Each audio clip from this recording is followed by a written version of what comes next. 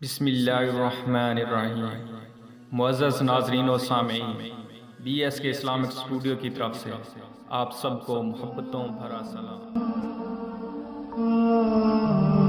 امام غزالی رحمۃ اللہ علیہ فرماتے ہیں کہ بنی اسرائیل میں ایک شخص مچھلی کے شکار سے اپنے اہل و عیال کا گزارا کرتا تھا۔ ایک دن شکار کے وقت اس کے جال میں ایک بہت بڑی مچھلی آ گئی، جسے دیکھ کر وہ بہت خوش ہوا کہ بازار سے اس کی اچھی قیمت مل جائے گی اور چند دن کے لیے اس کے بچوں کے کھانے پینے کا انتظام ہو جائے گا۔ وہ اس مچھلی کو لے کر بازار کی طرف چل پڑا۔ راستے میں اس کی ملاقات ایک ظالم شخص سے ہوئی۔ اس نے اس شخص سے پوچھا، کیا تم اس مچھلی کو فروخت کرو گے؟ وہ شکاری سوچنے لگا کہ اسے کیا جواب دیا جائے۔ اگر میں اسے کہتا ہوں کہ میں اس مچھلی کو فروخت نہیں کرتا تو ہو سکتا ہے یہ مچھلی مجھ سے چھین نہ لے۔ اگر میں اس مچھلی کو فروخت کرتا ہوں تو یہ مجھے اس کی آدھی قیمت دے گا۔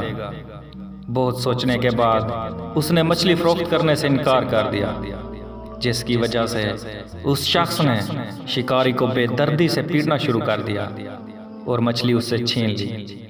شکاری نے ہاتھ بلند کیے اور دعا کی، یا الہی، آپ نے مجھے کمزور اور اسے طاقتور بنایا ہے۔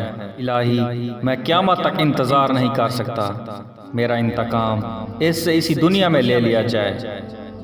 اللہ کی شان دیکھیے کہ جب وہ مچھلی لے کر گھر گیا، اس کے گھر والوں نے مچھلی کو بھون کر تیار کیا۔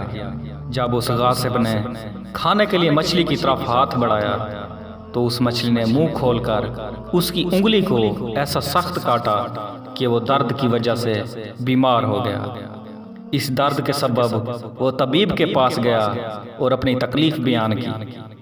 طبیب نے معائنہ کرنے کے بعد اسے مشورہ دیا کہ اس انگلی کو کاٹ دیا جائے، ورنہ یہ درد جسم کی طرف منتقل ہو جائے گا۔ چنانچہ انگلی کٹوانے کے بعد بھی اس شخص کا درد کم نہ ہوا، بلکہ بڑھتا گیا، یہاں تک کہ اسے ہاتھ بھی کٹوانا پڑا۔ اس کا درد مزید بڑھتا گیا۔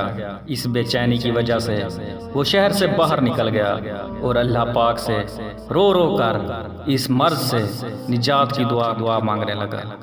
بس غیب سے آواز آئی، تو جسم کے کس حصے کو کٹواتا رہے گا؟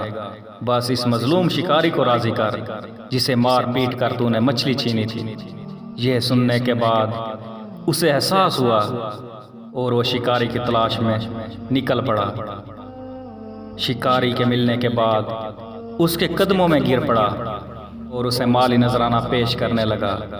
بڑی منت سماجت سے وہ شکاری راضی ہوا اور اسے معاف کر دیا۔ اس کے بعد فوراً اس شخص کا درد ختم ہو گیا۔